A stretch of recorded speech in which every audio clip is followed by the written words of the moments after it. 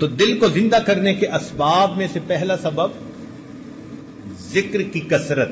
ہمارے مشائخ یہی سبق دیتے ہیں. سب سے پہلے فرماتے ہیں کہ 2 حصوں میں کرو. ایک تو چلتے پھرتے لیٹے بیٹھے اللہ کی طرف دھیان رکھو, اس کو وقوف قلبی کہہ دیتے ہیں.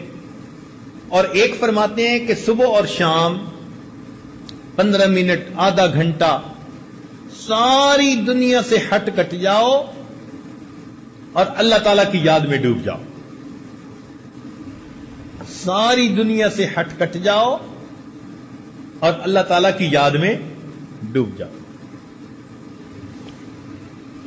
جب انسان یوں مراقبہ کرتا ہے نا صبح و شام, تو دل کی کیفیات دوبارہ تازہ ہو جاتی ہے.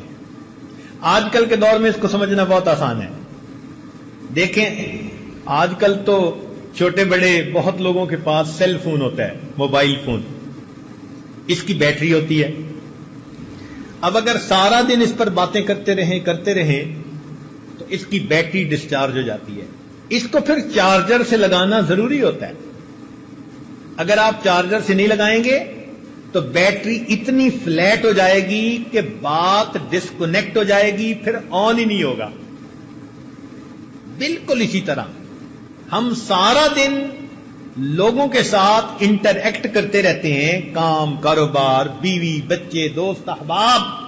ہمارے دل کی کیفیات کی بیٹری ڈاؤن ہوتی رہتی ہے. ہمیں چاہیے صبح و شام اس کو چارجر کے ساتھ لگائیں. یہ جو مراقبہ ہے نا کہ اللہ سے لو لگا کے بیٹھے, حقیقت میں اللہ کی رحمت کے ساتھ اس ہم دل کو کنیکٹ کر دیتے ہیں. ادھر سے برکت آتی ہے, رحمت آتی ہے, اور وہ دل کی بیٹری کو دوبارہ چارج. اس لیے صبح و شام کا ذکر بہت ضروری. یہ پہلا سبب. دوسرا سبب جس سے دل زندہ ہوتا ہے وہ ہے تلاوت القرآن. آدمی کم از کم 1 پارہ روزانہ تلاوت کرے. بہت مشکل ہو تو چلو آدھا پارہ. کوئی دن زندگی کا اللہ تعالی کی یاد کے بغیر نہ گزرے, تلاوت قرآن کے بغیر نہ گزرے. ہمارے